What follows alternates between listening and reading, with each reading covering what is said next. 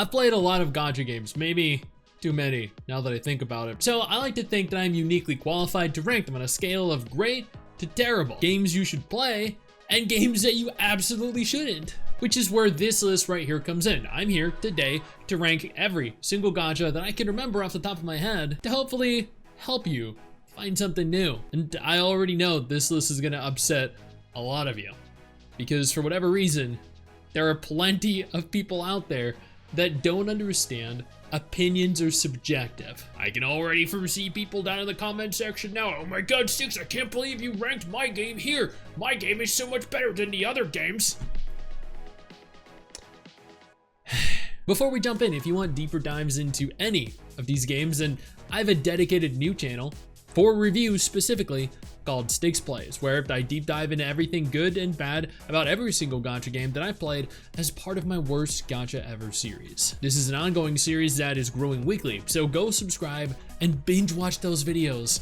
Now let's jump in. We're gonna start this off with Action Taimanin, which is actually an incredibly degenerate gacha game with phenomenal looking characters set within the larger Taimanin franchise, which I totally recommend you watch if you're interested in cultured anime. I'd probably put this in the SR Plus category. It has good combat, good characters. That's really all you need for a decent game. I was editing this ready to post it and I realized I forgot to include one of my favorite action gacha games, Aether Gazer. This is an instant action RPG that is not only incredibly free-to-play friendly, but is one of the better games of its kind. Unfortunately, it never really achieved the level of success of some of its competitors. Definitely an SSR Plus tier though. AFK Journey is about as far from what its name would lead you to believe it is, featuring great looking characters, turn-based combat, stellar storyline, voice acting, and honestly a really large world to explore. This one took me by surprise. I would probably place this as a definite SSR Plus tier. Alchemy Stars has unfortunately officially shut down as of the end of January 2025, but that makes it no less fun, or made it really no less fun, of a turn-based strategy game. It had decent character models and was actually a little difficult at times. I'd probably put this in the SR category. Can I rank games on anticipation or hype? Yeah, let's go ahead and do that. Ananta is an open world action RPG. It is easily the first UR Plus tier game. Hands down, one of, if not my most anticipated gacha game of 2025. Arknights is a tactical tower defense RPG, arguably the best of its kind. It's my second favorite gacha game of all time, and also the gacha that got me into this entire genre. Easily UR Plus tier. Much like Ananta, Arknights Endfield is an upcoming semi-open world gacha with hybrid action combat and is absolutely one of my most anticipated gacha games, immediately going into the UR Plus tier category. This might be the first major AAA budget gacha of its kind, and I've honestly enjoyed the dozens of hours that I've spent in the global closed beta. Artery Gear Fusion is a turn-based RPG with some cute characters, but that was pretty much it. SR tier. Ash Echoes is a surprisingly fun tactical RPG with a fun story, good combat, unique character models. I'm surprised this game isn't more popular than it is. Definitely SSR tier game. Azur Lane is a side-scrolling shoot-'em-up game that is arguably one of the most cultured games of its kind. Super free-to-play friendly, incredible looking characters, and honestly, pretty decent idle gameplay. I'd put this in the SSR Plus tier category. Azur Promilia is an upcoming open world action RPG with full flight, mounts, farming, and it might just spark the evolution of the genre. I'd also put this in the UR tier Plus category. How could I not? Black Beacon is an instance RPG that allows you to fully manually navigate all the areas. It features surprisingly good quality action combat, fantastic voice acting, a unique dark aesthetic that I really loved when I played the test phase for it, and it is done by ex-Kudo devs. Definitely SSR Plus tier. Blue Archive is a tactical RPG. It's one of the more fun games out there and is incredibly free-to-play friendly. SSR Plus tier game easily. I've actually hit max level in the game as well. One of the few gacha games that I can genuinely say that about. Cat Fantasy is an instance mission-based RPG with some cute characters. They're relatively average, everything else, but still, I guess, kind of engaging. R tier quality. Epic 7 is a pretty fun turn-based RPG with incredible looking waifus, husbandos, not so much waifus though. Holy crap. Definitely an SS plus tier quality game. Etheria Restart is an instant turn-based RPG, and it is honestly one of the coolest looking games of its respective kind. It's beautiful, it's fun, it has a fantastic story, offers a nice alternative to Honkai Star Rail, definite SSRT. Eversoul is one of the only idle RPGs that I would ever recommend someone play. It is genuinely that good. 10 out of 10 characters, incredibly free to play friendly, lots of content to consume. There's absolutely nothing wrong with this game at all. UR tier, which I know is gonna confuse some of you. Evertale is a turn-based RPG. It's the game that you see in all the ads using those dark horror-themed Pokemon footage. Oh my god, this is a horrible game and it is a horrible company. Absolute N-tier garbage. Before we go any further, I do want to take a moment here to thank all of my incredible patrons over on Patreon and my YouTube channel members who allow for me to continue to do dedicated videos like this every single day. You guys are absolutely phenomenal, and I genuinely cannot thank you all enough for the support. Fate Grand Order is a very narrative-heavy turn-based RPG and is one of the only successful anime adaptations in the genre. The story is incredible, but everything else is honestly, and like as I noted at the beginning, in my opinion, a little bit average, except for the cultured content that you can find online. I'd put this in the SR plus tier category. Genshin Impact, the game that started it all. Great story, great graphics, great character models, great voice acting, incredible world, but no skip feature. Really kills the flow, and a lot of excitement that you have in the game's mascot, Paimon, is irritating as hell. Not to mention, more recently, the traversal-based abilities being locked behind paid characters. Even so, UR tier for sure. Girls Frontline is a turn-based strategy game, unlike its successor, and I know this is gonna upset some people. I never really enjoyed it. I believe that it was slow and a lot more complicated than I would have liked, but it isn't bad. SR tier definitely. Girls Frontline 2 is a turn-based tactical game. It features insane characters, especially inside the dormitory. Seriously though, like when you play the game, you can't help but just stare at some of them. It has great graphics, fun gameplay, very good voice acting, a great story. Definitely UR tier, and with the updated dorm and the new content that is coming, yeah.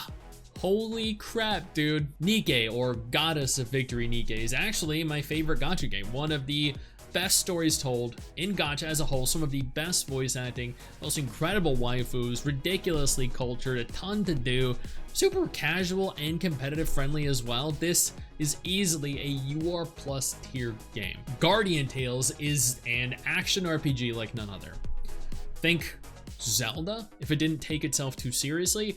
It's hilarious, it looks great, it plays great, it has just so much content, a beautiful story. My god, this is what gacha games should aspire to be. UR plus tier, one of my 5 favorite gacha games of all time. Honkai Impact 3rd is a fun action RPG with a good story, good character models, solid action combat. Although admittedly, I've probably only played like 20 hours of it, but of that, I'd probably rate it SSR plus tier. Honkai Star Rail is a turn-based RPG with a phenomenal story, top tier characters, fantastic English dub, beautiful world to explore, easy UR plus quality game that might drop to UR tier if they're not careful with the next few patches. Idle Epic Angels of Fate is honestly an AI generated piece of trash.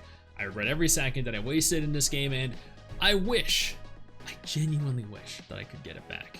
From its AI story to its AI characters, this is an abomination of a game that should not exist.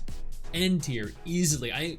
I'm tempted to make a new category, N minus tier, just for this game alone. Jujutsu Kaisen Phantom Parade is a pretty faithful adaptation of the anime of the same name, but outside of that, it is also simultaneously one of the most simple, feature-barren turn-based RPGs out there, R tier. King's Raid is a side-scrolling RPG that was absolutely destroyed by its developers' greed.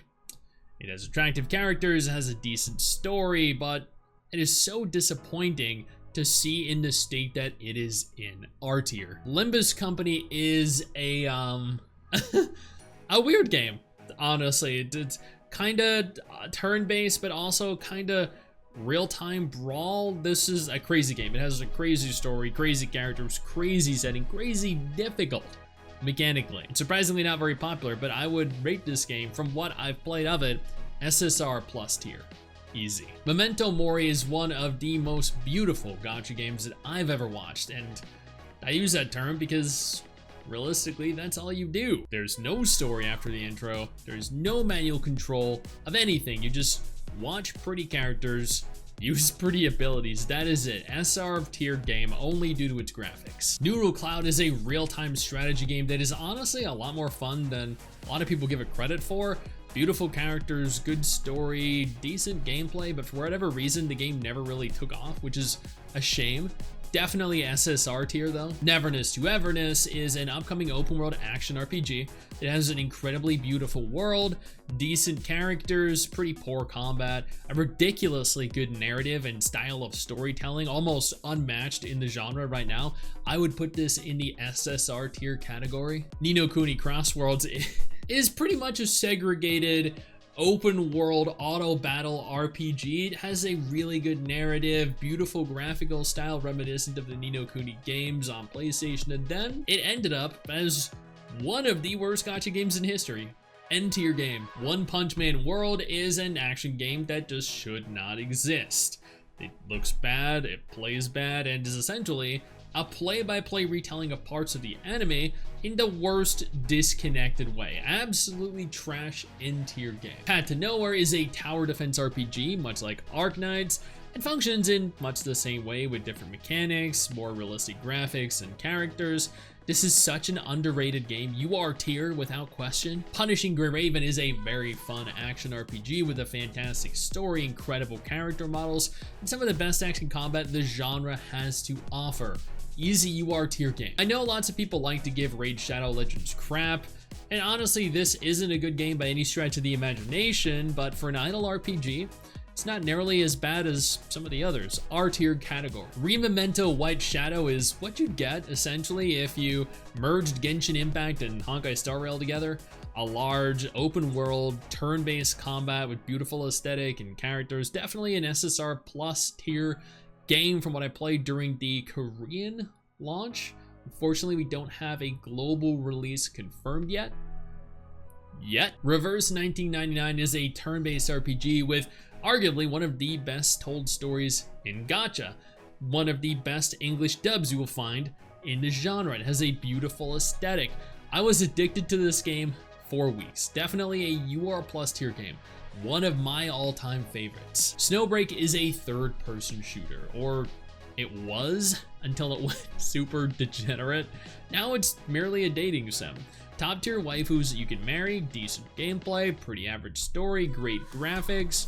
I'd put this in the SSR plus tier. Solo Leveling Arise is an action RPG based on the popular webtoon. It is a play-by-play of the series with some minor alterations made to keep things a little spicy. Honestly though, not a bad adaptation. One of the few decent ones, probably SR tier. Starseed Asnia Trigger is an auto combat instanced RPG. It looks great and is incredibly cultured, but that's not enough to save it from being an average game. R tier quality. The Eminence in Shadow is an anime adapted gacha game, so you should know what to expect. It's a basic game with basic combat, basic visuals, and scenes ripped directly from the anime. Not all, but quite a few. R tier. The Legend of Neverland is Genshin Impact at home. Your dollar store alternative to Genshin with similar graphics, but mostly autoplay. It's very bad, and I would not recommend anyone ever play this. N tier. The Seven Deadly Sins Grand Cross is a turn-based RPG set within the Seven Deadly Sins intellectual property. It is also a very play-by-play of the anime, with the game making full use of scenes directly taken from it, sharing its equally as entertaining story and tone. Definitely SSR tier. Tokyo Ghoul Break the Chains is an absolute abomination of a game, having horrible turn-based combat and reusing the majority of scenes from the anime, but in a still form. Is a disgustingly obvious cash grab. N tier. Tower Fantasy is one of the very few MMORPG gacha games out there.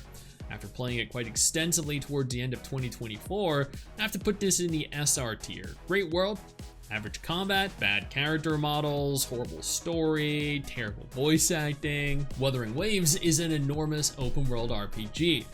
If Genshin started it all, then Wuthering Waves has definitely taken Genshin's torch and is taking it to all new heights. Good story, phenomenal graphics, the best character models the genre has to offer, beautiful world, insane combat, UR+ tier, no question. This is one of the defining gacha games of the 2020s. And finally, Zenless Zone Zero is a segregated action RPG. Much like Wuwa, Zenless is one of the few gacha games to set the new standard in the genre. Incredible combat, some of the best character models, great graphics, fantastic story, another UR+ tier game, arguably Hoyo's only UR+ tier game at present.